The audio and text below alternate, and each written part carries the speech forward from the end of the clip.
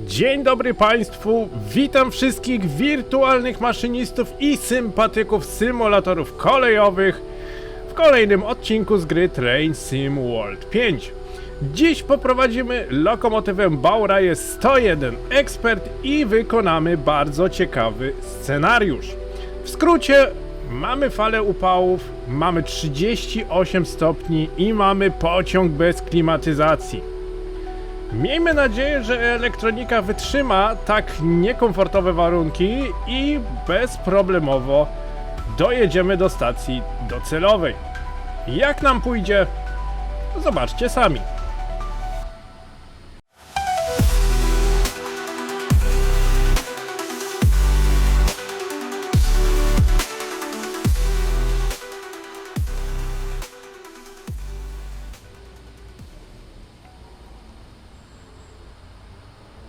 Witam Was jeszcze raz w dzisiejszym odcinku.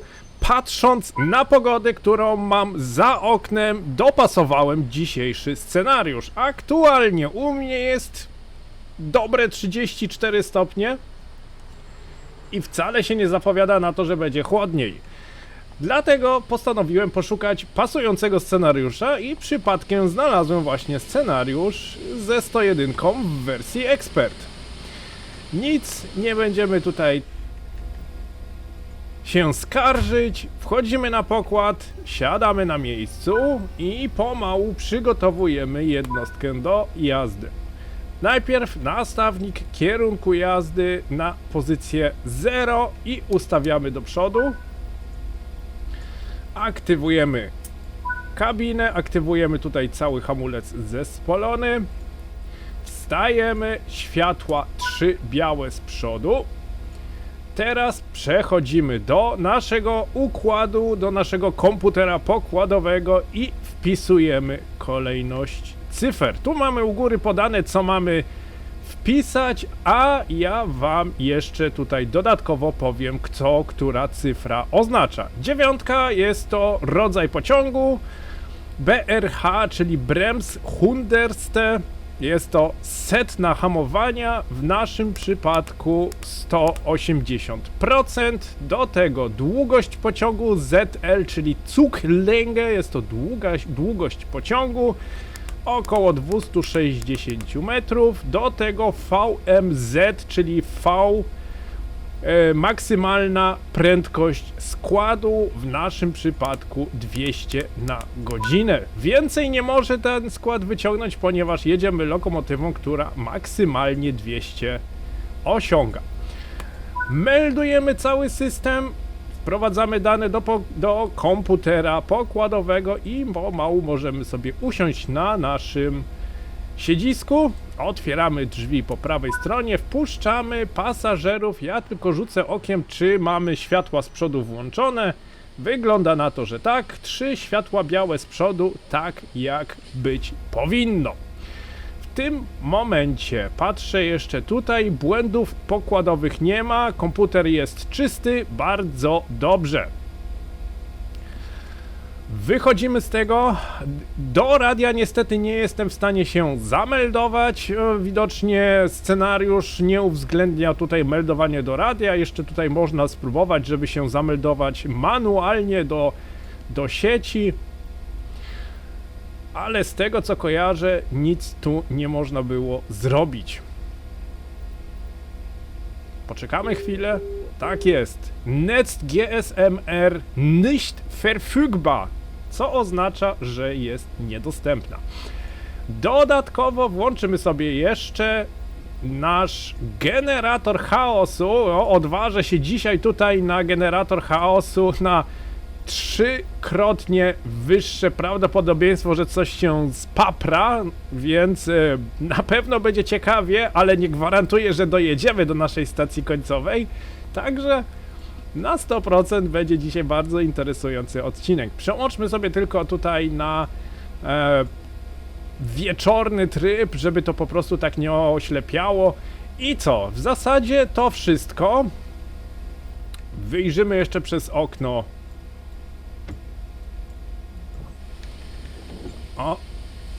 Wyjrzymy przez okno, czy aby na pewno wszyscy wsiedli. Zamykamy. Schließvorgang eingeleitet. Luzujemy hamulec. O, nie to. Nie chciałem tempomatu. Chciałem tutaj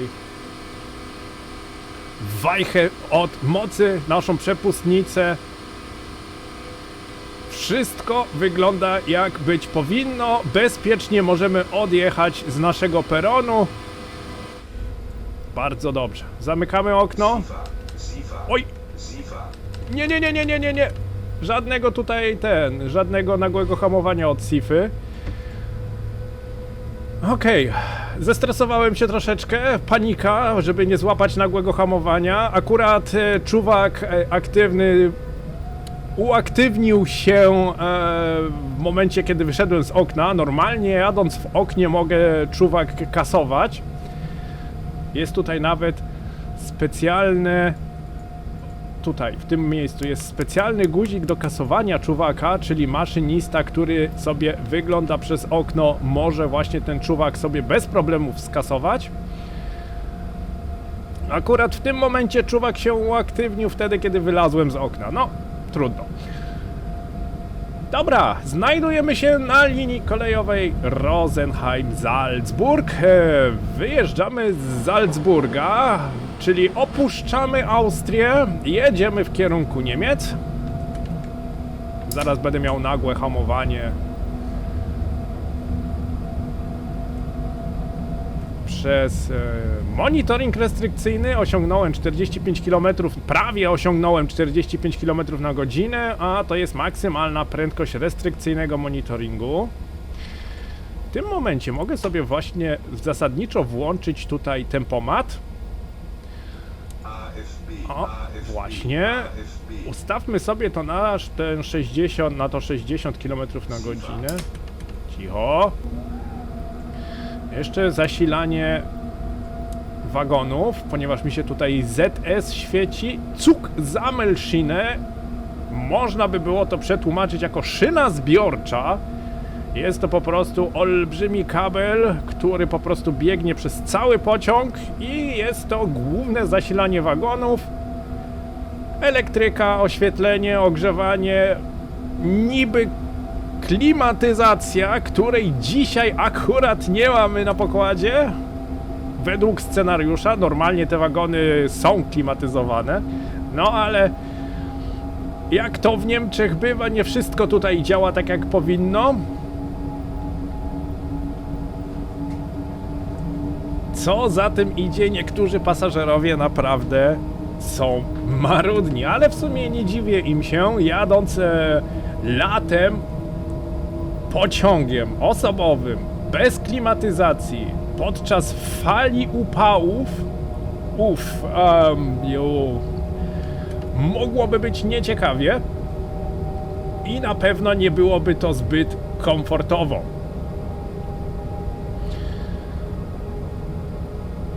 Cztery i pół kilometra, kolejna stacja Freilassig.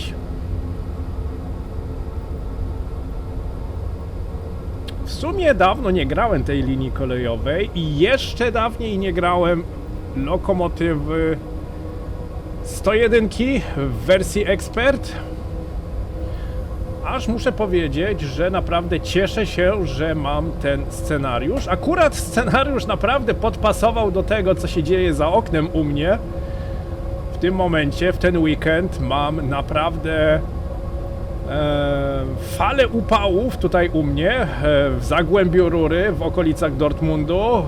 Zapowiadali na dzisiaj 34 stopnie, jutro nawet 36. Nie zamierzam dzisiaj opuszczać mieszkania, ani jutro. Mam pozamykane okna, żeby całego tego ciepła do mieszkania jednak nie wpuszczać, ponieważ potem jest problem, żeby to ochłodzić. Ale takie jest lato. W sumie można się do tego bardzo szybko przyzwyczaić, ze względu na to, że od kilku lat te temperatury są bardziej ekstremalne, od kilku lat te temperatury są bardziej większe. Przed nami zapowiedź ograniczenia prędkości na tarczy ostrzegawczej. Trzeba ją potwierdzić i wyhamujemy do 40 km na godzinę. A muszę dzisiaj pamiętać, żeby kasować czuwak. A, rozumiem. My się nie mogliśmy. Tu jest jeszcze 90 do potwierdzenia.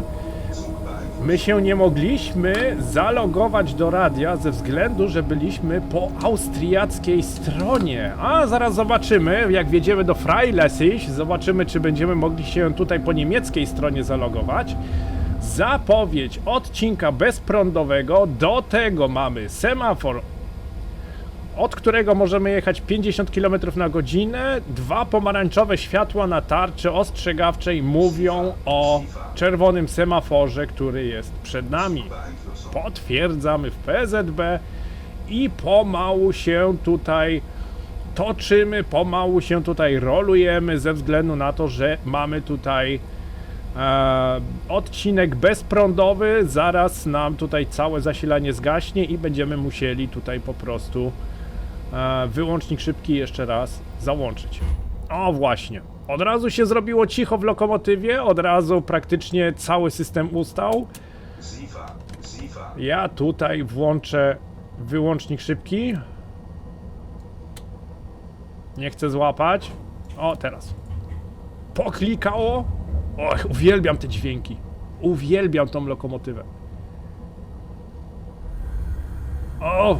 Właśnie, wszystko się uruchomiło. Normalnie 101 w środku podczas takiego uruchamiania jest niesamowicie głośna. Widziałem filmik, gdzie maszynista właśnie uruchamiał 101 i miał właśnie otwarte drzwi do przedziału maszynowego i właśnie jak te wszystkie systemy się załączyły, to naprawdę zrobiło się bardzo głośno, także normalnie ta lokomotywa należy do jednej z głośniejszych lokomotyw. No ale nie oszukujmy się, wszystkie systemy pokładowe potrzebują prądu, wszystkie systemy pokładowe. I to wszystko też wydaje swego rodzaju dźwięki. Türfreigabe, czyli mechanizm odblokowywania drzwi się uaktywnił, tu gdzieś zwolnił z blokady. Zaraz będziemy mogli tutaj drzwi otworzyć po prawej stronie, jak tylko się zatrzymamy tutaj na stacji Freilassig. Muszę jeszcze włączyć szynę zbiorczą, bo mi się znowu świeci kontrolka tutaj ZS aus, Zugsammelschiene jest wyłączona. Włączymy, żeby pasażerowie mieli zasilanie. Otwieramy drzwi z prawej strony i czekamy, aż pasażerowie wsiądą i wysiądą. Wyjrzymy przez okno. A ruchu dzisiaj nie ma, wszyscy na wakacjach.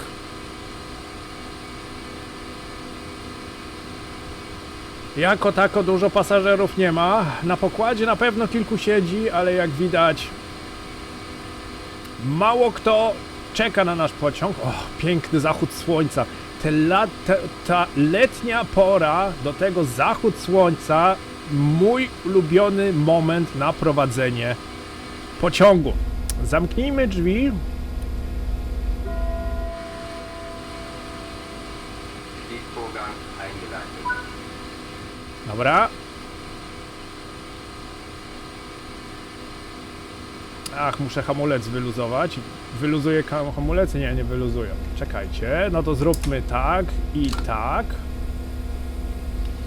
Jesteśmy na tempomacie, co oznacza, że załączona jest blokada przed staczaniem się, ale to nic nie szkodzi. Jak zadamy tylko moc i ruszymy, to od razu się ta blokada rozłączy. Wszystko wygląda jak powinno. Nie ma żadnych tutaj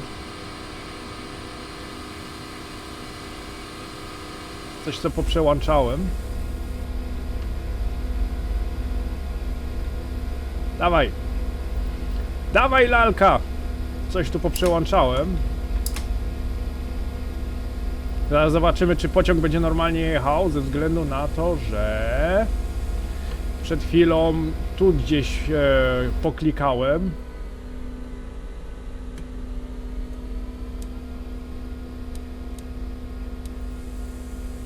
O, właśnie. Tak to miało być.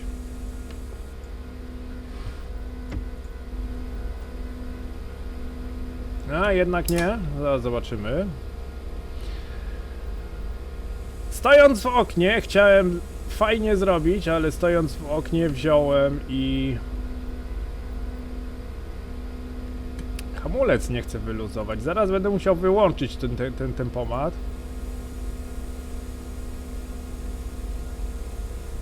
Ja już miałem ten problem dzisiaj. Nie wiem czemu. No to pojedziemy bez tempomatu. O, właśnie.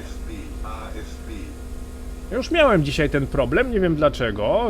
Próbowałem jechać tym statkiem, chciałem powiedzieć, tą lokomotywą. Już miałem problem, że tempomat nie chciał mi wyluzować hamulca.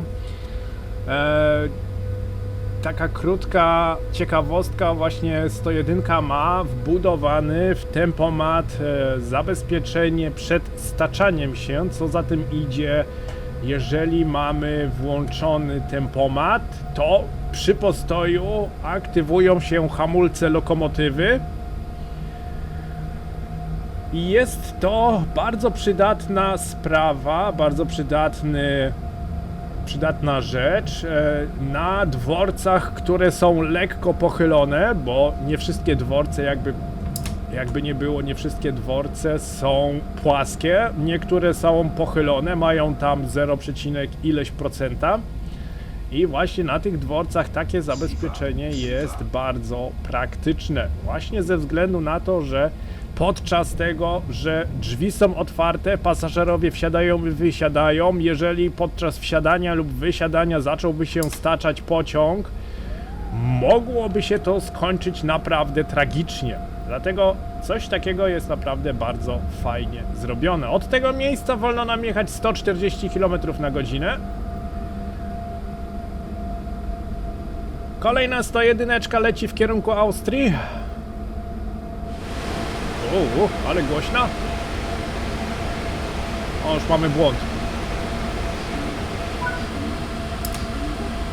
Wygląda na to, że straciliśmy kilka silników trakcyjnych. Musimy się zatrzymać i zobaczyć, co jest grane. Rzućmy okiem, co się stało. SR Kühlmittelpumpe 1 jest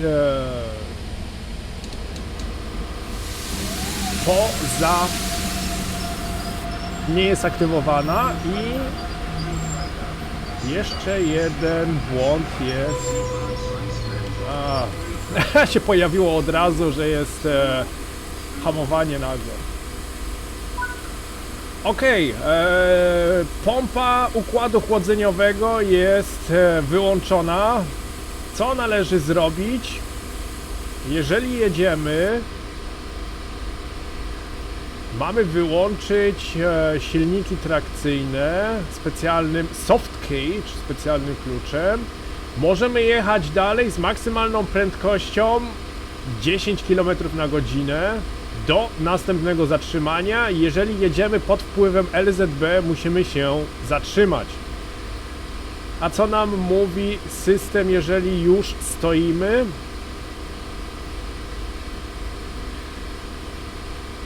Bezpiecznik trzeba włączyć.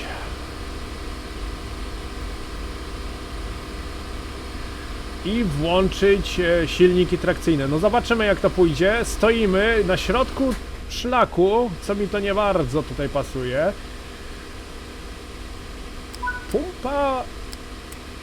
Pompa oleju. Nie mogę włączyć. Wybija cały czas. Okej, wygląda na to, że będziemy jechać z połową mocy, tylko 50% silników trakcyjnych jest aktywne, co szczerze mówiąc, nie podoba mi się to. Jeszcze spróbuję zrestartować lokomotywę, czyli wyłączę wyłącznik szybki i zamknę go z powrotem. Okej.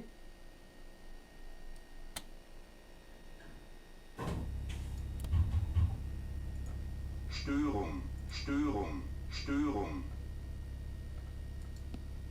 Tak jest. Pierwszy i drugi silnik trakcyjny jest wyłączony. Ani pierwszego, ani drugiego nie mogę włączyć. To znaczy, to jest jeden system obiegowy i to jest drugi system obiegowy. Co oznacza, że faktycznie jedziemy tylko z 50% mocą. No to będzie ciekawe, ze względu na to, że będzie to bardzo długo trwało, żeby rozpędzić cały skład. I do tego mamy jeszcze problem. Mamy do tego jeszcze problem następujący, że silnik trakcyjny jest również naszym hamulcem, czyli nie mamy hamulca elektrodynamicznego. Rio, staczasz się!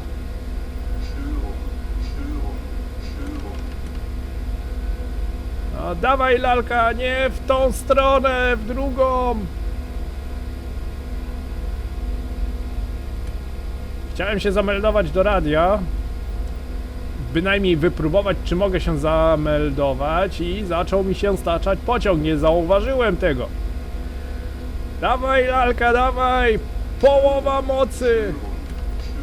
O, to będzie mi teraz tutaj marudzić, że sztyrung, sztyrung, ale co mam zrobić? Nic nie zrobię. Wywaliło prawdopodobnie z gorąca układ elektroniczny sterujący właśnie pompą chłodzeniową silników trakcyjnych i tyle było mocy. No w tym momencie na pewno potrwa, zanim się do jakiejś normalnej prędkości rozpędzimy i zobaczymy, czy w ogóle osiągniemy tą maksymalną prędkość szlakową, jaka w tym miejscu jest 140 km na godzinę.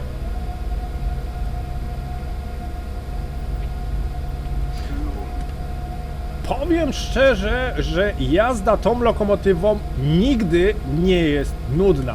Już miałem kilkukrotnie przejazdy, których nie mogłem ukończyć. Miałem nawet przejazd podobny do tego, tyle tylko, że padły mi pierwsze dwa silniki trakcyjne i w połowie drogi padły mi kolejne dwa.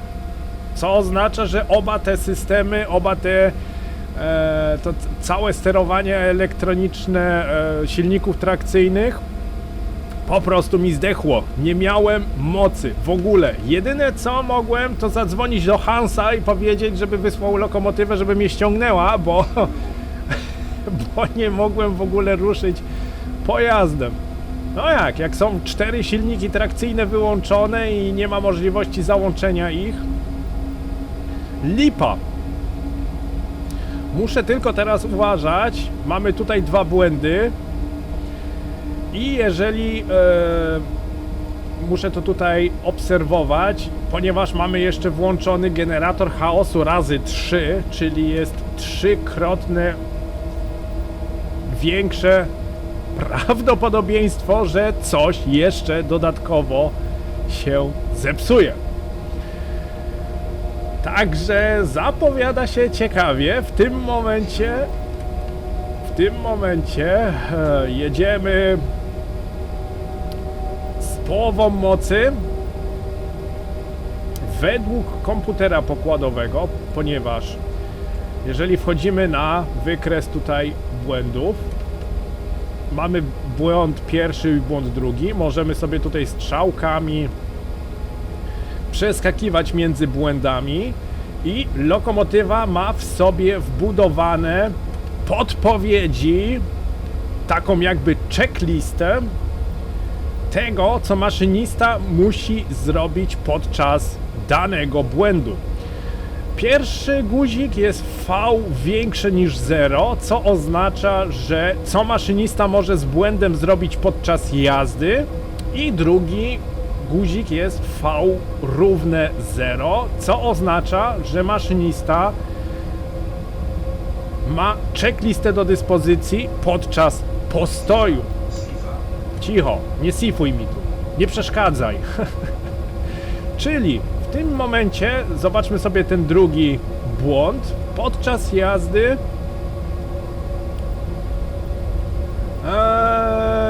wykonać reset lokomotywy HS, jest to Hauptschalter, czyli włącznik główny z niemieckiego, u nas w Polsce jest to bardziej znane jako wyłącznik szybki. Zrobić po prostu reset, jeżeli nie przyniesie kein Erfolg, czyli jeżeli nie przyniesie danego rezultatu, wyłączyć silniki trakcyjne, które są trafione, że tak powiem. I tutaj jeszcze jest powiedziane BZ und, to znaczy BZ und TP verständigen, czyli dyspozytora poinformować i dyżurnego ruchu. To jest najważniejsze. A co mamy do zrobienia, jeżeli lokomotywa by stała?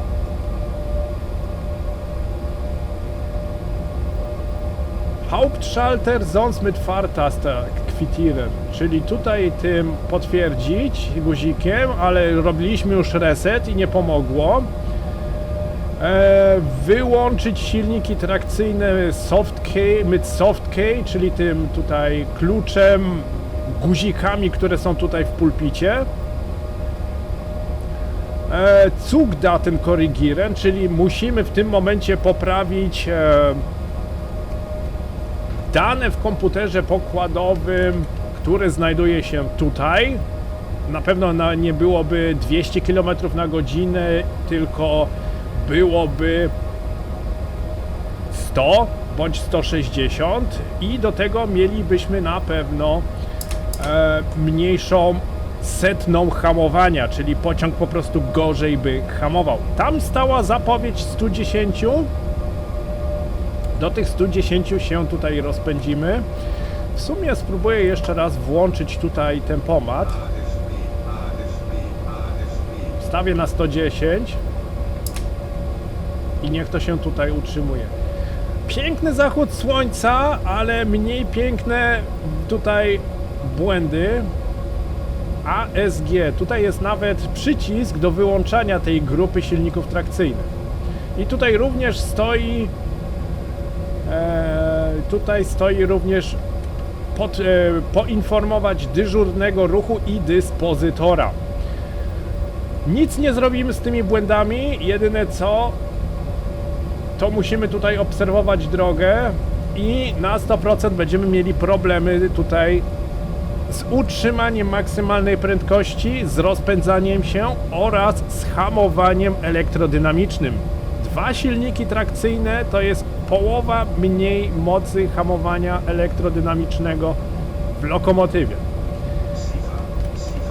Cicho! No jadę przecież. Kontaktuję, czuwam.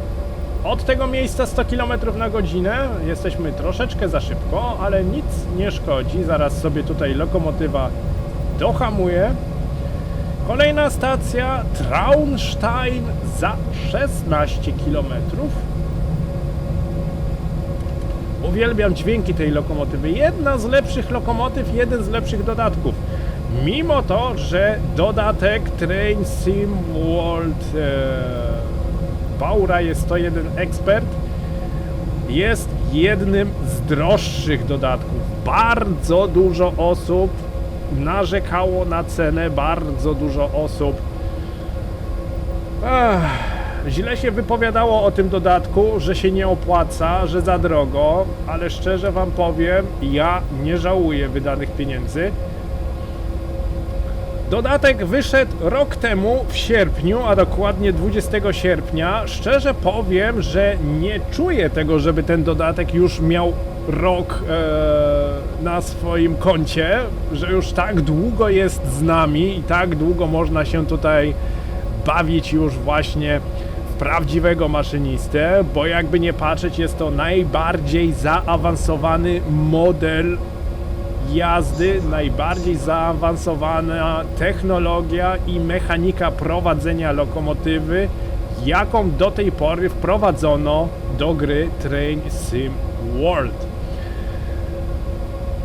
Cena dodatku jest naprawdę wysoka, ale jako, że dodatek ma już rok czasu, na 100% pojawiają się przeceny, także nie kupujcie tego dodatku za maksymalną cenę, wrzućcie sobie to na listę życzeń i poczekajcie na obniżki. Teraz jest lato, to na pewno będą jakieś letnie promocje i można ten dodatek dostać za mniejsze pieniądze, ale uwierzcie mi, opłaca się kupić ten dodatek. Dodatek zawiera kilka lokomotyw, zawiera dokładnie 3 lokomotywy. Jedną Bauraję 101 czerwoną, którą akurat się poruszamy. Jest to standardowe malowanie tej lokomotywy.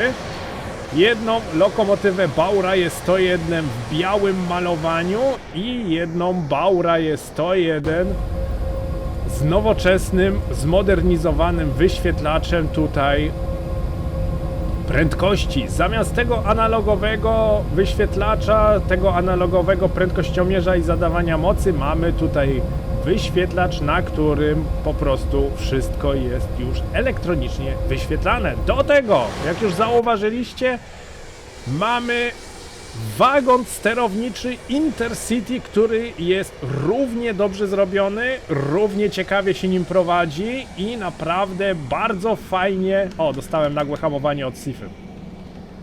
Sifa mi wywaliła nagłe hamowanie. To jest właśnie to, czego ja nie lubię podczas jazdy z tym. Podczas jazdy z czuwakiem. Nie można nic opowiedzieć tutaj o tej lokomotywie. Ciekawe, czy ruszę teraz. Czy będę musiał tempomat wyłączyć znowu.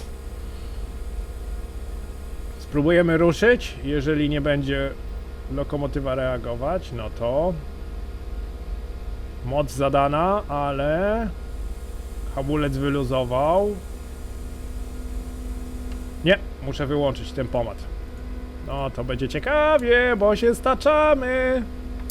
AFB. Lalka, mocy, żeby się nie staczać. Dawaj, nie opuszczaj mnie.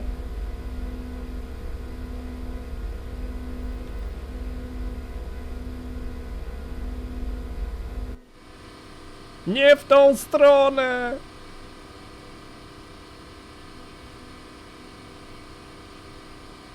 Kurczę, tu jest pod górkę 1,1%, to nie jest wcale tak mało, nie?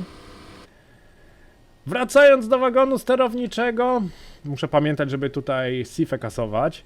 Bardzo fajny pojazd. Wagon sterowniczy jest kompatybilny z Vectronem, jest kompatybilny z Bauraję 218 i z jeszcze kilkoma jednostkami, także można sobie tworzyć scenariusze praktycznie ze swoją ulubioną lokomotywą. I do tego wagon sterowniczy, tak samo jak cała lokomotywa, ma zaawansowaną mechanikę prowadzenia, przez co zaraz zobaczymy, czy tutaj osiągnę punkt, w którym się zaczną koła ślizgać, przez co wagon sterowniczy jest tak samo awaryjny jak cała lokomotywa. Także naprawdę jazda wagonem sterowniczym jest całkiem interesująca. Co do awaryjności wagonu sterowniczego z innymi lokomotywami, nie jestem w 100% pewien. Ja pamiętam, że jechałem wagonem sterowniczym z Bauraję 218 i jakieś tam problemy techniczne miałem z tym wagonem sterowniczym, ale nie mam potwierdzenia dokładnego, czy aby na pewno wagon sterowniczy wybija błędy z innymi lokomotywami niż Bauraję 101 Expert. Ze 101 Expert na 100% można ustawić awaryjność lokomotywy. Z innymi lokomotywami to tak nie bardzo jestem pewien, czy to działa. Co nie zmienia faktu, że i tak naprawdę bardzo fajnie jest to zrobione, naprawdę bardzo fajna jednostka, bardzo fajny dodatek do tej gry. Wskazówka, taka rada dla tych, którzy kupią sobie tą jednostkę i mają problemy z uruchomieniem jej. Włączcie sobie w ustawieniach, w zakładce asystent, pomoc właśnie do lokomotyw serii Expert, ponieważ cała procedura uruchamiania tej lokomotywy jest naprawdę bardzo skomplikowana, przez co pojawiają się problemy z PZB i problemy z ruszeniem tą jednostką.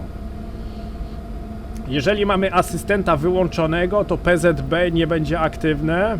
Trzeba wykonać tam pewną kolejność pewnych czynności. I dopiero wtedy, jeżeli PZB jest aktywne, jeżeli PZB załapało, o co nam chodzi, to wtedy możemy jeździć tą lokomotywą. Na początku miałem bardzo duże problemy z tym, ponieważ właśnie nie miałem włączonego asystenta, a nie umiem uruchamiać lokomotywy, bo to tam trzeba, z tego co kojarzę, PZB załączyć bezpiecznikiem, SIFę załączyć bezpiecznikiem, coś z hamulcami zrobić, wprowadzić dane do komputera i dopiero wtedy można patrzeć, czy to tam działa, czy nie. I właśnie bez asystenta jest prawie że niemożliwe ruszyć tą jednostką, dlatego ja wam polecam włączyć sobie asystenta i dopiero zacząć się bawić tą lokomotywą, tu gdzieś wagonem sterowniczym z drugiej strony. –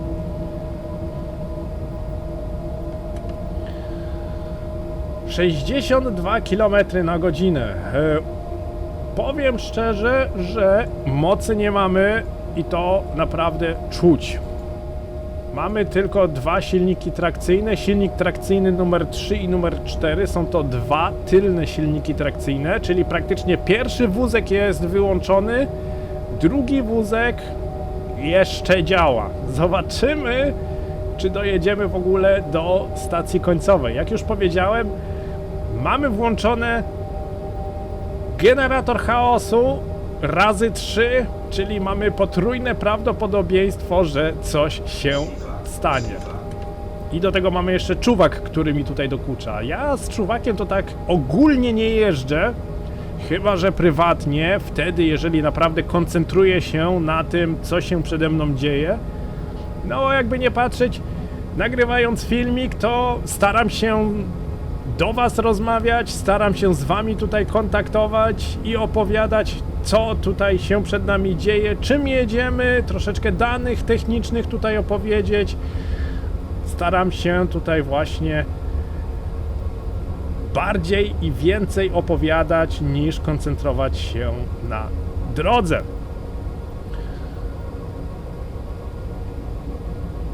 9,4 km może to jeszcze troszeczkę potrwać, ze względu na to, że nie ma siły, nie ma mocy i nie możemy szybciej się rozpędzać.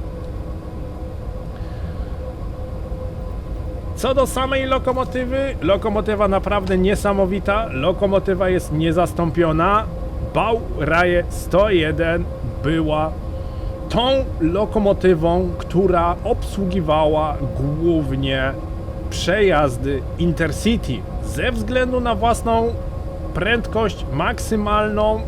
prędkość maksymalną konstrukcyjną tej lokomotywy. Były lokomotywy, które osiągały 200 km na godzinę, tak jak ta jednostka. Ta jednostka osiąga maksymalnie 200 km na godzinę, a były również jednostki, które osiągały 220 km na godzinę. Porównując tą lokomotywę do nowoczesnych pociągów Intercity Express, no to taki ICE jeździ mniej więcej 250 km na godzinę. One tam wprawdzie 300 mogą wyciągnąć, ale na liniach kolejowych tutaj najczęściej obowiązuje tam jakieś 250 km na godzinę. Czyli sama lokomotywa była na tyle silna, żeby praktycznie swoją prędkością dorównywać pociągom ICE. 220 km na godzinę było naprawdę zdumiewające i nie ma w zasadzie dzisiaj lokomotywy w Niemczech, która osiąga ponad 160 km na godzinę.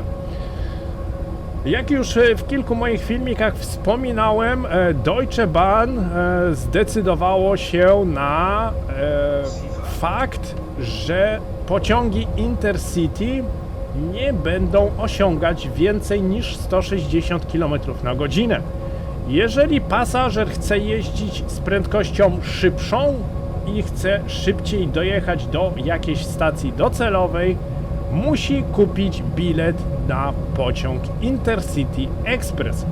Są to w tym momencie jedyne pociągi, które jadą więcej niż 160 km na godzinę. Lokomotywy te w dzisiejszych czasach są zastępowane traksami trójką o nominale Baureihe 147. To są takie typowe traksy 3. Tyle tylko, że mają specjalną przekładnię do pociągów pasażerskich. One właśnie osiągają prędkość 160 km na godzinę, więcej nie mogą jechać, no ale czasy szybkich pociągów Intercity się naprawdę skończyły. Lokomotywa była produkowana w latach 1995 do 1999. Wyprodukowano około 145 sztuk.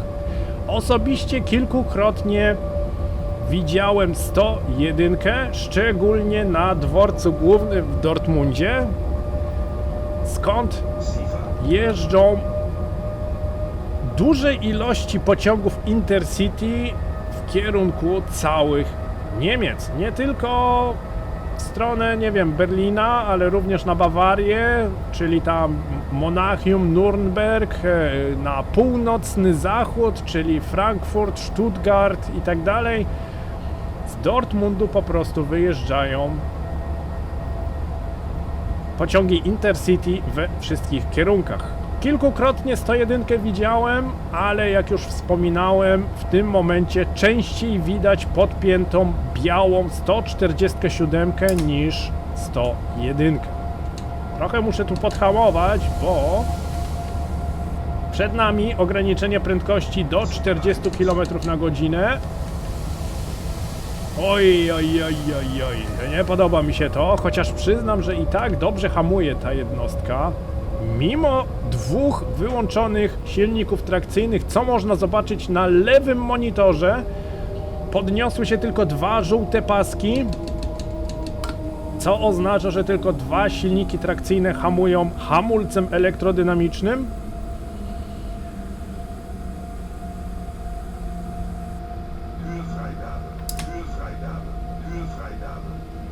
Türfreigabe, czyli zdeaktywowana została blokada otwierania drzwi.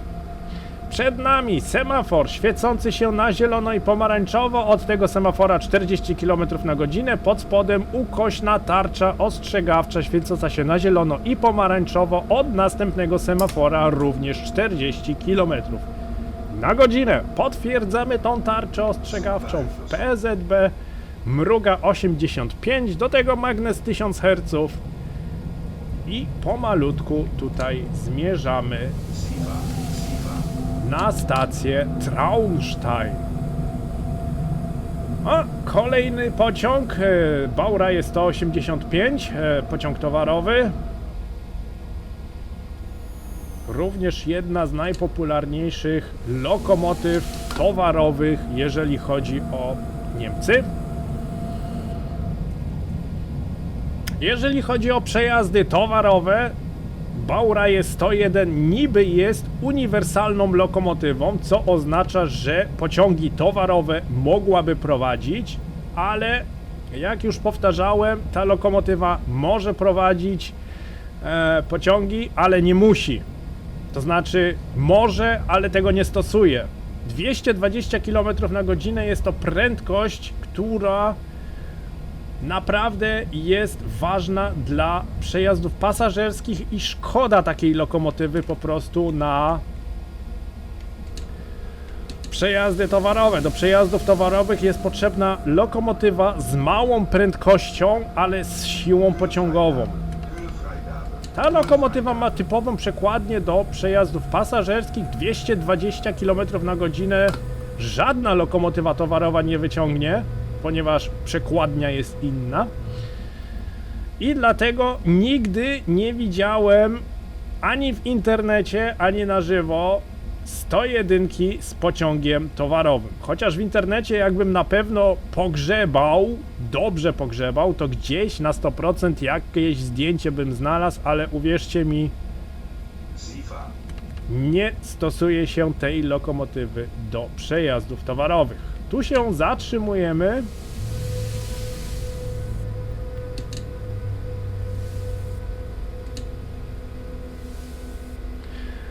Otwieramy drzwi po lewej stronie i zobaczymy. No, otwieramy hebelek i okno. Ach, te letnie wieczory, zapach skoszonej trawy od razu czuję. Od razu czuję to ciepło. Gdzieś w oddali słychać świerszcze albo cykady. Takie naprawdę typowe letnie klimaty. Jakie aktualnie mamy za oknem? Chociaż w tym momencie w czerwcu jest jeszcze trochę za wcześnie na świerszcze i cykady, ale na pewno niedługo się pojawią. Zamykamy drzwi. Schließvorgang eingeleitet. Kolejna stacja Rosenheim. I tu mamy pewien problem, bo widzę, że... A nie mam... Mam tempomat? Nie mam tempomatu załączonego, bo widzę, że wajcha jeszcze jest aktywna. Widzę, że scenariusz nie bardzo... Czekajcie, sprawdzimy tylko tutaj bezpieczeństwo na peronie.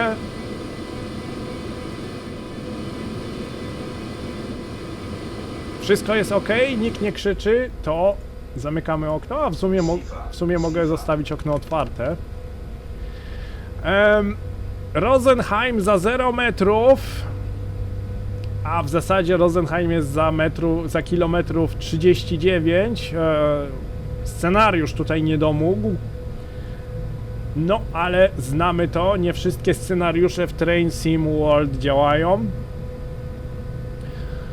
Ale to i tak zostało tylko dojazd do Rosenheimu i w Rosenheimie mamy na 100% nasz dworzec docelowy, nasze miejsce zatrzymania, także jakoś to będzie, jakoś sobie damy radę. Pamiętajmy, że od tego semafora wolno nam jechać 40 km na godzinę. Semafor świecił się zielonym i pomarańczowym światłem.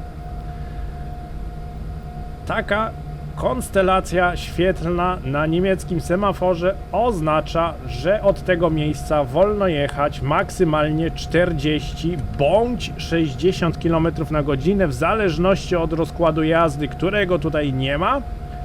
Dlatego w Train Sim World zawsze, jeżeli widzimy taką konstelację, liczymy się z tym, że pokazuje ona 40 km na godzinę.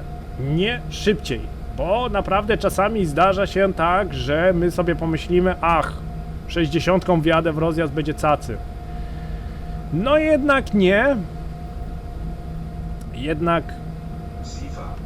Jednak nie zrobimy tego. Co ciekawe, punkt docelowy jest za 38 km, ale tu się pojawiło 19 km coś z tyłu.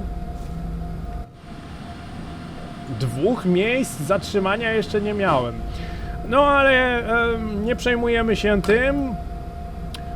Chodzi mi tutaj bardziej o przejazd razem z wami niż o punkty i wykonanie tego scenariusza, dlatego jest mi obojętne, czy dostanę punkty za niego, czy nie.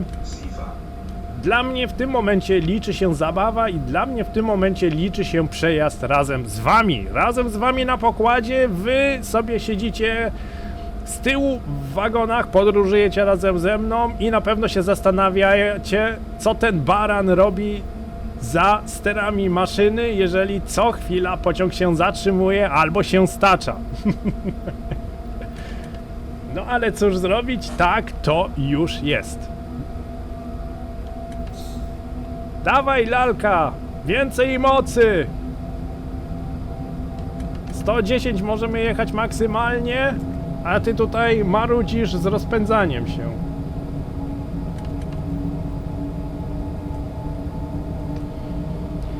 Więcej mocy!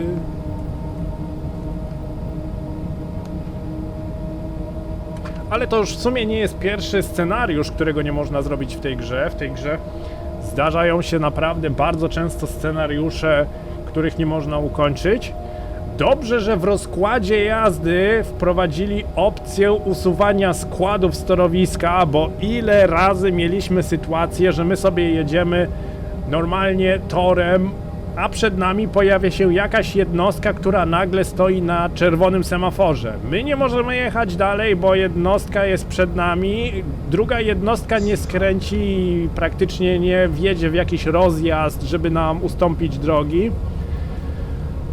Także w rozkładzie jazdy można jeszcze pociągi usuwać. No, w scenariuszach już nie jest to takie fajne.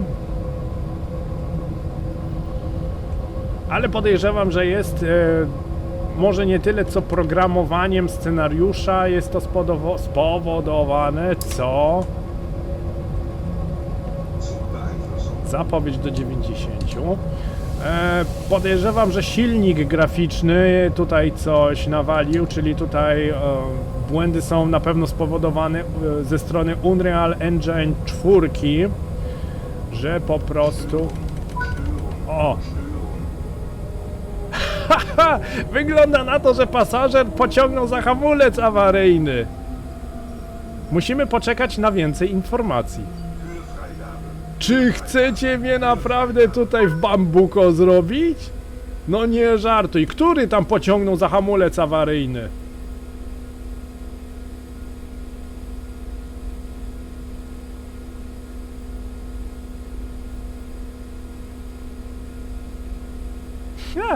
Pasażerowi było za gorąco i bardzo unwell, czyli nie było mu zbyt komfortowo i w tym momencie przechodzi do innego wagonu, ale skubaniec nie musiał mi ciągnąć za hamulec awaryjny. Mógł pogadać z kierownikiem pociągu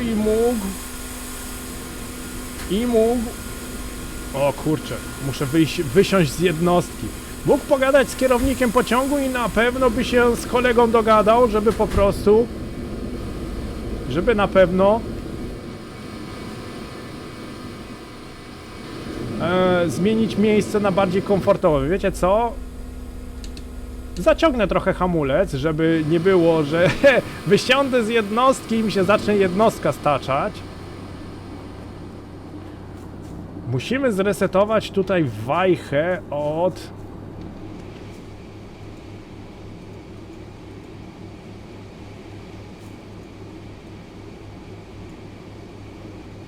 od hamulca. Ale, żeby się dostać do wagonu, muszę odblokować drzwi z prawej strony. O tym nie pomyślałem. Muszę się wrócić do jednostki, ale przejazd, kurczę! Masakra! Odblokować drzwi z prawej strony, bo się nie dostanę do wagonów. Widzicie? Wsiądę sobie tutaj. Przejdziemy się. Który tu pociągnął mi za hamulec?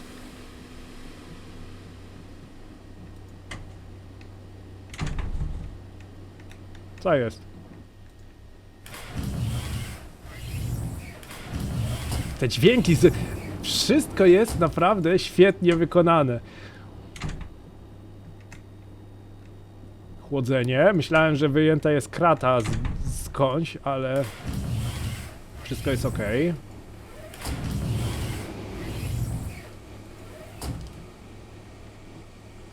Który mi tu za hamulec pociągnął? Okej, możemy kontynuować do jazdę do Rosenheimu. Wysiądę tutaj, bo nie widzę guzika do otwierania drzwi.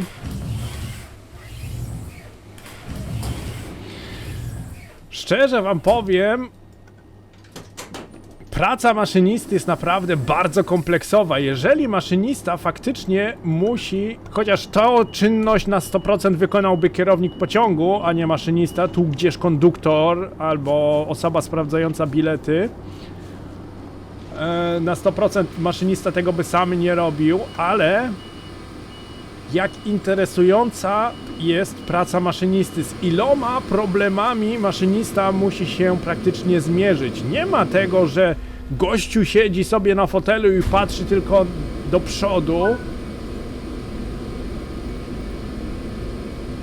Zobaczę, czy się jakiś nowy błąd pojawił, ale nie, co jest bardzo dobrze. Zablokujemy drzwi, żeby sobie pasażerowie nie wysiadali. Schließvorgang eingeleitet. Jak kompleksowa i dość trudna momentami jest praca maszynisty. Z iloma problemami człowiek musi się zmierzyć za sterami takiej maszyny. Zasadniczo maszynista jest również mechanikiem, jest również technikiem, musi sobie poradzić z problemami technicznymi, musi sobie poradzić z błędami pokładu, z błędami systemu. Jeżeli coś mechanicznego się zepsuje, czy jest w stanie to sam naprawić? Raczej powinien. Także naprawdę nie rozumiem ludzi, którzy mówią, praca maszynisty jest naprawdę nudnym zawodem, człowiek tylko siedzi i patrzy do przodu, nawet nie ma kierownicy, żeby skręcać. Szczerze wam powiem, kiedyś się zastanawiałem nad pracą maszynisty, ale w tym momencie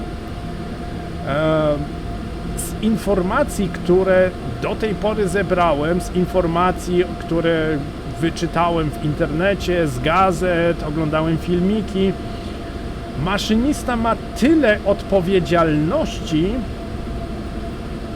że szczerze mówiąc w tym momencie naprawdę bym się zastanowił, czy podjąć się tego zawodu. Bardzo trudne i bardzo kompleksowe szkolenie. Jeżeli jesteś młodziakiem, jeżeli jesteś zaraz po szkole średniej, bodajże, to wykształcenie maszynisty trwa 3 lata. Jeżeli jesteś starszym człowiekiem, tak jak ja w tym momencie mógłbym zacząć kurs na maszynistę, ten kurs trwałby 2 lata. Ponieważ ja już mam jakieś tam doświadczenie zawodowe, niekoniecznie w branży kolejowej, ale jednak już pracowałem, więc nie muszą mi mówić, jakie mam tam prawa, jakie są prawa pracownika, co mam zrobić i tak dalej. Młodziaki muszą się wszystkiego uczyć, od liczenia do czytania, także tak to już bywa tutaj w Niemczech. I do tego bardzo duża odpowiedzialność nie tylko za bardzo drogie maszyny, ale również za pasażerów. Jeżeli coś by się stało pasażerom, ja za to odpowiadam.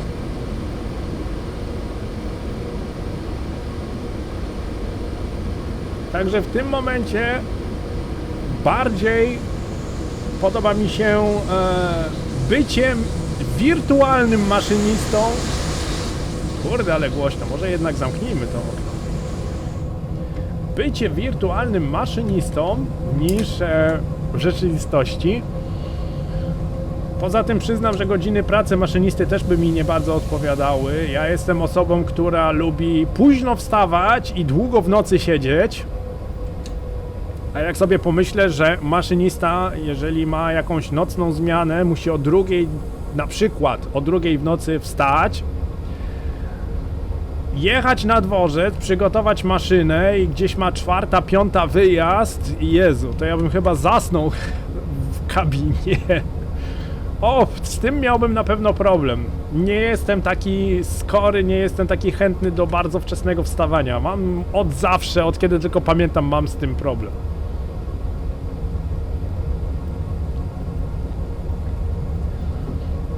Spróbujemy jeszcze raz włączyć tempomat. Może opowiem trochę, jak się tempomat włącza w lokomotywach niemieckich podczas jazdy. To nie jest tylko do 101, ale można w 146, w 185, w 182. Praktycznie we wszystkich lokomotywach niemieckich jest ta sama zasada włączania tempomatu podczas jazdy. Podczas jazdy, żeby włączyć tempomat, musimy mieć przepustnicę ustawioną na off, czyli totalne zero. Do tego wajchę od tempomatu, czyli AFB na maksa. Przełączamy guzik od tempomatu. Mamy takie potrójny sygnał AFB i teraz sobie redukujemy do prędkości, którą chcemy. Można to zobaczyć, tu jest taka czerwona strzałeczka nad 130. Jeżeli sobie tutaj zmieniamy tempo na maszynie, to ta strzałeczka nam pokazuje, w jakiej pozycji jest ustawiony tempomat. Jako że tutaj jest 130, to sobie na te 130 ustawię ten tempomat. I teraz możemy zadać sobie moc, żeby po prostu lokomotywa dotarła swoją prędkością poruszania się do 130 i w tym momencie będzie sobie bez problemów tą prędkość tutaj utrzymywać. Nie wiem tylko dlaczego w tym scenariuszu, jak już sami widzieliście, podczas włączonego tempomatu nie możemy ruszyć. Jest to na pewno pewnego rodzaju błąd scenariusza. No, ale cóż, tak bywa. Ale muszę przyznać, że scenariusz i tak się naprawił, ze względu na to, że mamy kolejny punkt zatrzymania Rosenheim za 32 km, no to akurat by się pokrywało z tym, co my tutaj mamy. Włączmy sobie podświetlenie tutaj naszego pulpitu, naszego biurka, to może nie będzie to prawidłowe określenie, ale nasz pulpit tutaj. Dobre miejsce. I maszyniści korzystają z tego miejsca, rozkładając sobie rozkład jazdy, taki książkowy, papierowy rozkład jazdy. Tutaj są 3 takie klipy, które całą tą książkę mogą po prostu przytrzymać i maszynista w tej książce ma wypisane, co na jakiej odległości, przy jakiej tablicy hektometrycznej co się znajduje. Od semaforów wjazdowych, semaforów wyjazdowych, tarcze ostrzegawcze, do tego ograniczenia prędkości, zapowiedzi ograniczeń prędkości. W rozkładzie jazdy jest nawet pokazany, wypisany, gdzie jest stromy podjazd albo stromy zjazd. Również maszynista musi to uwzględnić podczas swojej jazdy, podczas swojego przemieszczania się, że tak powiem. Także maszynista musi naprawdę bardzo dużo rzeczy uważać. W naszej grze niestety rozkładu jazdy nie ma. Rozkład jazdy w Niemczech nazywa się E-Bula. Elektronische Buchfahrt. Już nie pamiętam nawet tego rozkodować tego skrótu już nie bardzo wiem jak. Ale to jest Elektronische Buchfahrplan EBU. Nie pamiętam, musiałbym popatrzeć. Jest to dość trudny wyraz i te wszystkie skróty niemieckiego kolejnictwa są naprawdę niezbyt łatwe do rozszyfrowywania. SIFA jest skrótem, PZB jest skrótem, AFB jest skrótem, chociaż AFB to będzie Automatische Fahr- und Brems System Einheit, jakoś tak, czyli automatyczne zadawanie mocy i hamowania pociągu, można byłoby to tak przetłumaczyć. SIFy już też nie pamiętam. PZB jest punkt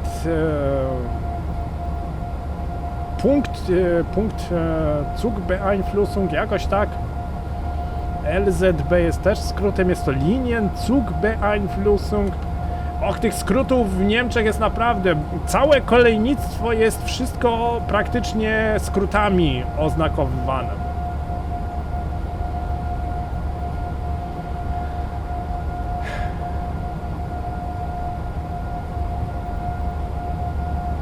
Aż chwilę delektowałem się całą tą jazdą, zrobiło się naprawdę troszeczkę spokojniej. Mamy wprawdzie jeszcze w dalszym ciągu 2 silniki trakcyjne,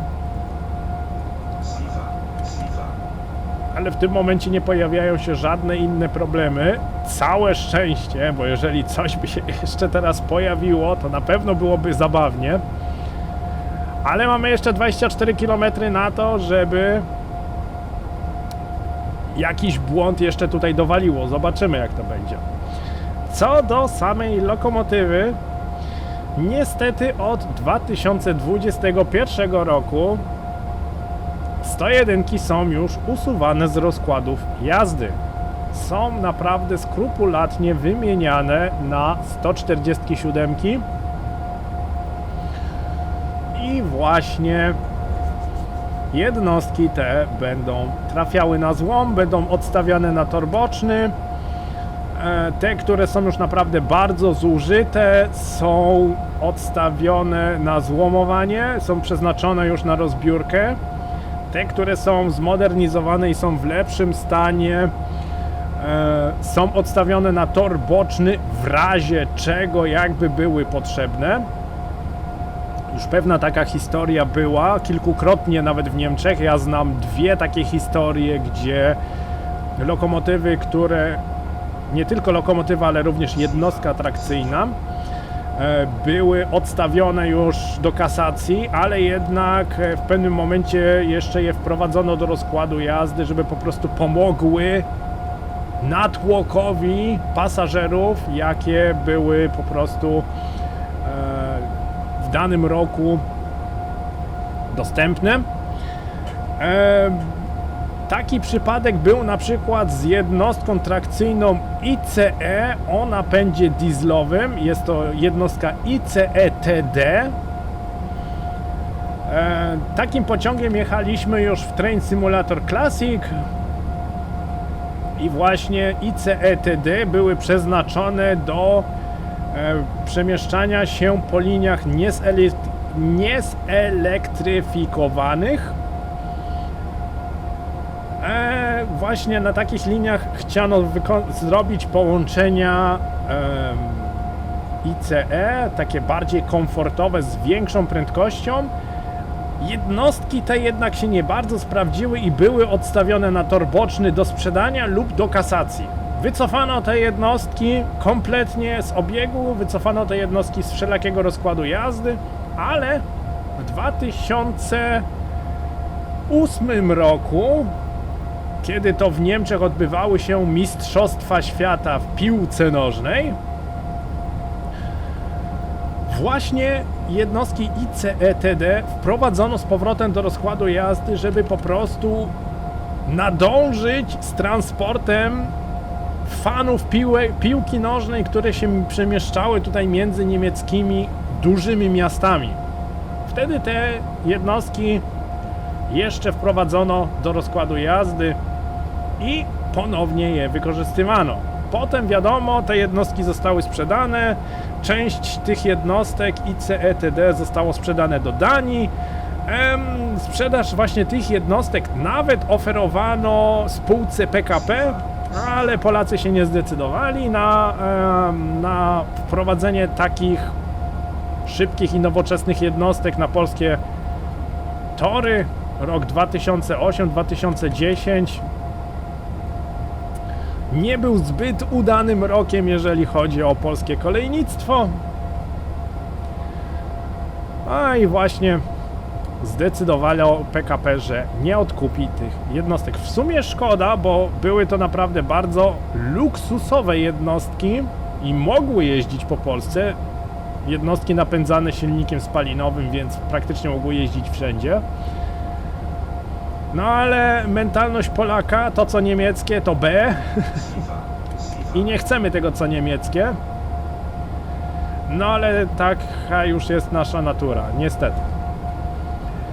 Kolejnym takim przykładem jeszcze odstawienia na bok i wprowadzenia z powrotem do rozkładu jazdy była lokomotywa Baureihe 155. Kontener energii, już naprawdę bardzo często jeździliśmy tym oto pojazdem. Typowo towarowa jednostka elektryczna z bardzo dużą siłą pociągową, ponad 400 kN, nadająca się do przewozów bardzo ciężkich składów towarowych i ta jednostka również była już odstawiona na tor boczny. W podobnym przypadku jak 101, te najbardziej zużyte jednostki, kasacja, złomowanie, rozbiórka, te w trochę lepszym stanie sprzedaż bądź oczekiwanie na lepsze czasy. I faktycznie pewnego razu okazało się, że PKP Cargo dostało tyle zleceń na przejazdy towarowe, że im brakowało lokomotyw i faktycznie zaczęto brać lokomotywy 155 z torów bocznych i wprowadzać z powrotem do rozkładów jazdy, do regularnych rozkładów jazdy, w tym przypadku towarowych, bo to z pasażerami to raczej sobie 155 nie jeździła. O, 110, zagadałem się z wami. Mówi się trudno, zaraz tutaj podhamuję. Wiecie co? Nie mam silnika, dwóch silników trakcyjnych, podhamuję hamulcem zespolonym. O, właśnie. O wiele lepiej to wygląda.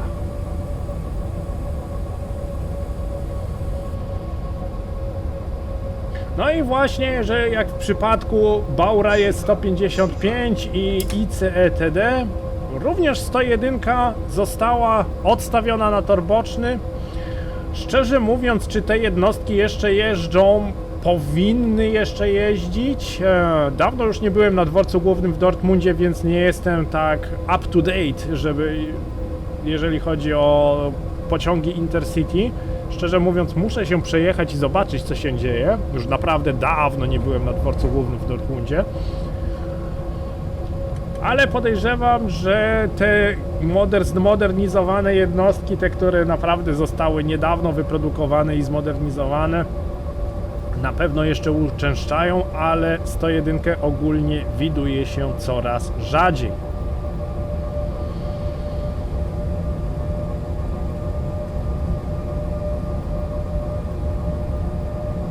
Technologicznie na lata 90. była to bardzo nowoczesna lokomotywa. Bardzo dużo zastosowań w tej lokomotywie zostało wykorzystanych z lokomotywy Baureihe 103. 103, legendarna lokomotywa do dzisiejszych czasów. Lokomotywa, która zapoczątkowała przejazdy Intercity szybsze niż 160 km na godzinę. I tym samym śladem właśnie poszła 101. Sterowanie w tej lokomotywie jest prawie że takie same, z małymi różnicami, które było stosowane w pociągach ICE-1 i ICE-2. Te wszystkie trzy jednostki, czyli 101, ICE-1, ICE-2, te jednostki naprawdę miały tą samą mechanikę, te same podzespoły i te same rozwiązania. Chociaż w pociągach ICE-1 i 2 tam chyba przekładnie były troszeczkę inne, ponieważ te jednostki mogły jeszcze większą prędkość osiągać, nie wykorzystać, osiągać. Czyli tam na pewno było coś grzebane w przekładniach. Ale mimo to, że 103 zapoczątkowała te wszystkie szybkie przejazdy, 103 również była taką testową lokomotywą, jeżeli chodzi o wysokie prędkości.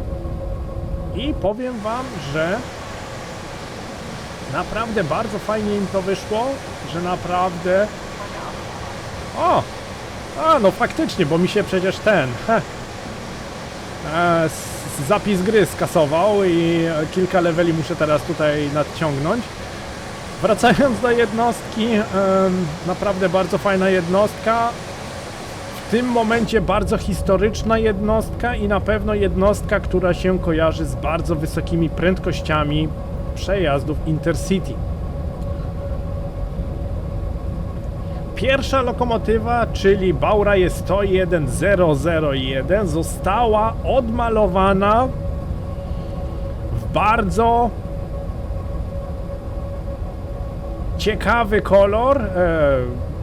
Jedyneczka nosi kolor bardzo popularnego pociągu o nazwie Rheingold. Rheingold był pociągiem, który kursował między południem a północą wzdłuż rzeki Ren, czyli praktycznie tutaj po miejscach, które znamy, była Kolonia, Bonn, Koblenz, Mainz do Frankfurtu. Chyba z Frankfurtu jechał jeszcze do Basel, czyli pod samą szwajcarską granicę. Tyle tylko, że nie pamiętam, czy Rheingold jechał z Holandii, czy wyruszał z Danii. Tego wam nie powiem, nie pamiętam w tym momencie. Ale był to bardzo drogi, bardzo luksusowy pociąg, który był przeznaczony między innymi dla bogaczy i przebiegał malowniczą trasą wzdłuż rzeki Ren. Zastanawiam się, czy to malowanie Rheingold jest tutaj jeszcze dostępne w grze, czy go nie ma. Musiałbym popatrzeć.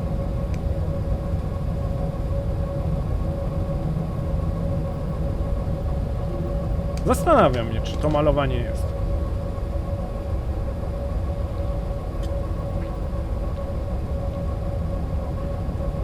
Także pierwsza lokomotywa z tej serii została uratowana, odremontowana i jeździ do dzisiaj. Kilka właśnie zdjęć tej lokomotywy nawet widziałem z dworca głównego w Dortmundzie. Ona oczywiście jest tylko pomalowana w kolorach Rheingold, ale ona obsługuje w dalszym ciągu pociągi Intercity ze swoim standardowym rozkładem jazdy. Pociągi Intercity nie są już w tym momencie tak bardzo luksusowe jak kiedyś, ale mimo to uważam, że pociągi Intercity w Niemczech jest wysokiej klasy pociąg, który jest w stanie, no okej, teraz już trochę wolniej, bo do 160 km na godzinę, ale kiedyś można było podróżować 200 km na godzinę w latach 80., 90., bo przed 101 jeździła 103, a 103 również osiągała 200 km na godzinę. Z tym, że 103 była 6-osiową lokomotywą, 101 jest 4-osiową lokomotywą. Technologicznie już widać, że jest po prostu nowsza lokomotywa. Jest w stanie osiągnąć też bardzo wysokie prędkości, mimo to, że ma mniej osi, mniej silników trakcyjnych i po prostu jest mniejsza. Mimo to, że jest to bardzo ciężka lokomotywa, lokomotywa waży 84 tony, jak na lokomotywę pasażerską jest to naprawdę bardzo dużo i ta lokomotywa nie mogła jeździć po wszystkich liniach kolejowych. W Niemczech jest podobnie jak w Polsce. Niektóre linie kolejowe mają ograniczony nacisk na oś do 20 ton. Ja to mówię, że to jest takie magiczne 20 ton, jeżeli chodzi o linię kolejową. I pociągi, tudzież lokomotywy mające wyższy nacisk tony niż 20, w naszym przypadku na 101 akurat jest 21 ton na oś, nie mogą wjeżdżać na boczne linie kolejowe, na te linie kolejowe, które tam nie dopuszczają wyższej masy. Ale ta lokomotywa też nie potrzebowała wjeżdżać na te boczne linie kolejowe. Na te boczne linie kolejowe to i tak były stosowane inne lokomotywy do przejazdów Intercity. Ta lokomotywa kursowała między bardzo dużymi miastami. Hamburg-Hannover, Hannover-Berlin, Dortmund-Hamburg, Dortmund-Stuttgart, Stuttgart-Frankfurt, Stuttgart-Monachium i tak dalej. Ona nie musiała wjeżdżać na te boczne linie kolejowe właśnie ze względu na to, że i tak była przeznaczona do przejazdów po tych głównych trasach. Charakterystyczne kwadratowe pudło ze ściętymi tutaj czołami. 101 na szlaku można praktycznie od razu rozpoznać. Co to za nagłe hamowanie? Znowu Sifa? Kühlfreigabe, Kühlfreigabe, Kühlfreigabe. Czy w tym momencie... Sifa znowu, dobra. To jest właśnie powód, dlaczego ja nie gram z czuwakiem podczas nagrywania. AFB, AFB. Dobra, lalka, jeszcze jedna próba. Już daleko nie ma, 6 km.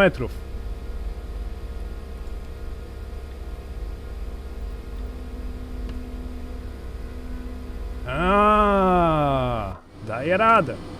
Chciałem wam pokazać lokomotywę z zewnątrz, przy tym takim już zaćmionym słońcem. Słońce schowało się za horyzont. Mamy tylko to charakterystyczne takie różowawe niebo. I chciałem wam pokazać lokomotywę z zewnątrz i co? I wyłapałem od razu nagłe hamowanie, bo czuwak... paluch na czuwaku się nie poruszył. No ale nic, mówi się trudno. Już daleko nie ma. Także 101, historyczna już w tym momencie lokomotywa, jedna z lokomotyw.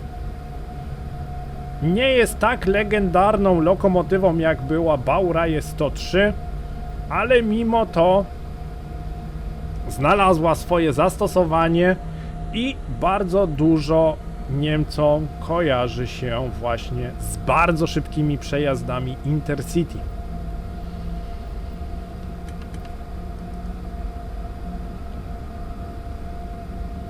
,5 km jeszcze do stacji Rosenheim. Mam nadzieję, że dojedziemy. Poza tymi dwoma błędami, które tutaj były wbudowane w scenariusz, nie pojawił się żaden inny. Jak grałem ten scenariusz, bo chciałem się kawałek przejechać, zobaczyć mniej więcej jak on wygląda, to mi się od razu skojarzyło moje auto, które kiedyś miałem.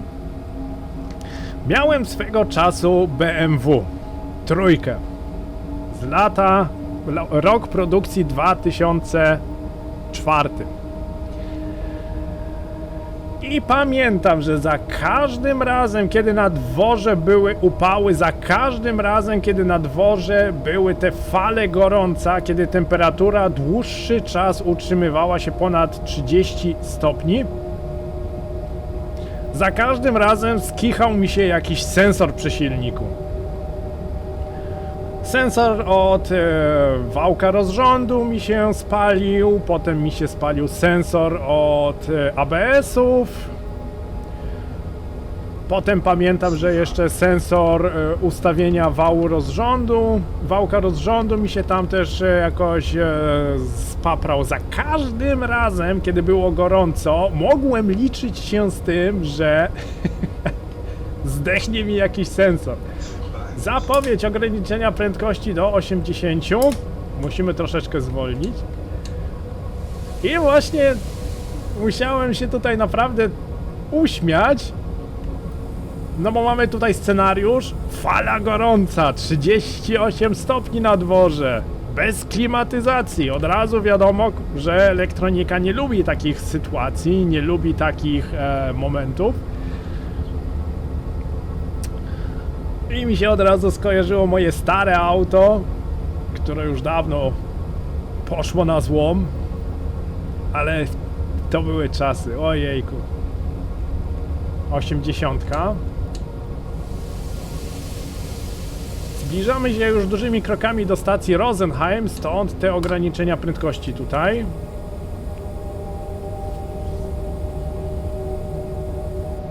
Przed nami tarcza ostrzegawcza. Chociaż nie, to będzie semafor wieloodcinkowy. Nie, tarcza ostrzegawcza. Pojawiają się tablicze 3, 2, 1.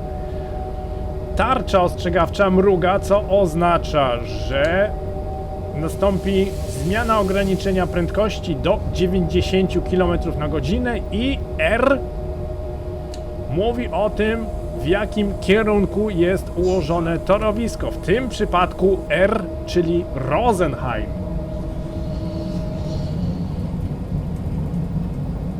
Te literki pod semaforami niemieckimi są to po prostu literki mówiące o ułożeniu torowiska. Literka ta jest początkowa litera kolejnej stacji węzła kolejowego, który się tutaj przed nami znajduje. Rosenheim jest takim węzłem kolejowym, dlatego tutaj mamy wyświetloną literkę R. Od tego miejsca wolno nam jechać 90, od następnego semafora wolno nam jechać 60. Literka R dalej informuje nas o tym, że jedziemy do Rosenheimu. Ten semafor należy potwierdzić w PZB, ponieważ zapowiada on ograniczenie prędkości do 60.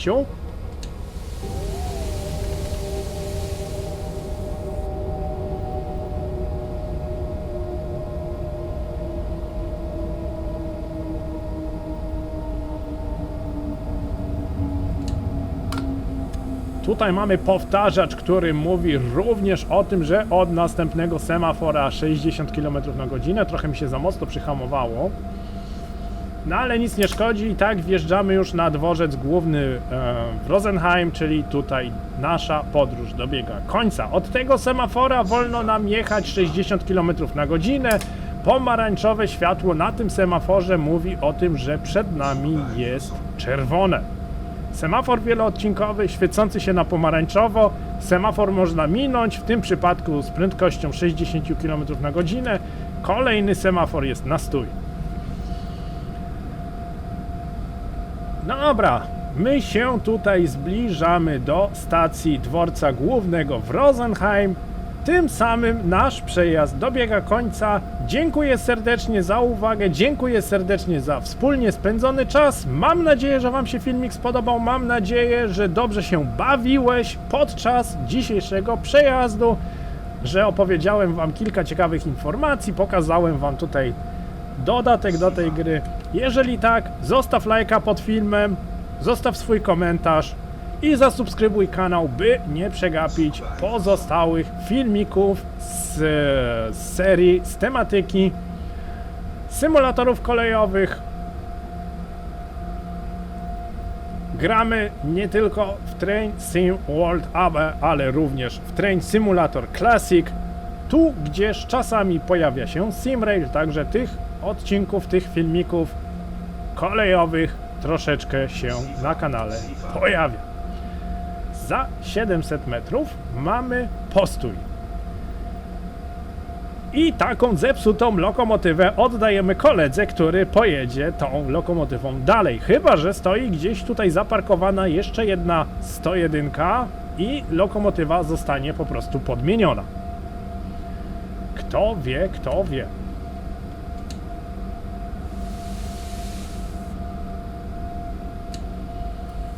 Zobaczymy, co nam scenariusz tutaj powie.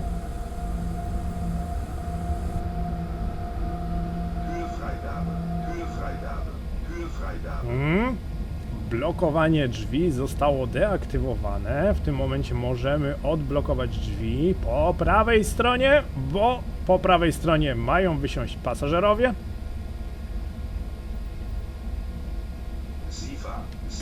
Cicho! Nie denerwuj mnie tym czuwakiem.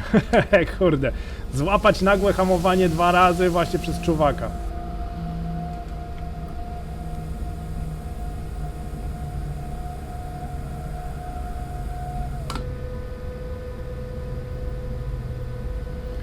Magnes 500 Hz powinien się zapalić teraz. A właśnie, mamy 500 Hz. Nie wolno nam jechać szybciej niż 25 km na godzinę.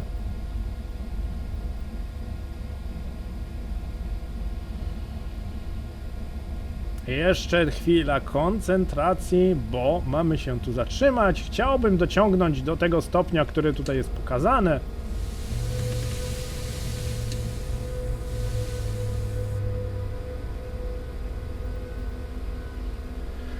No dobra, dojechaliśmy, otwieramy drzwi po prawej stronie, wypuszczamy pasażerów. O, już z tej strony jeszcze widać słońce za horyzontem, jeszcze jest jasno, ale z tej strony już jest noc, już jest ciemno i już widać gwiazdy. Wypuszczamy pasażerów i zaraz zobaczymy, co tutaj jeszcze mamy do zrobienia. No, oddajemy maszynę innemu koledze, a my mamy wolne.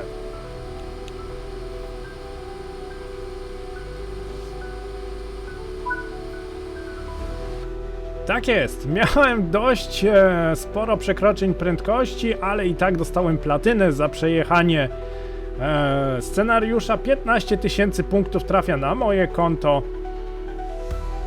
I co? To tyle na dzisiaj. Dziękuję jeszcze raz za obejrzenie filmiku i za wspólnie spędzony czas. Ja wam życzę miłego dnia. Trzymajcie się ciepło. Do zobaczenia w kolejnym odcinku. Cześć!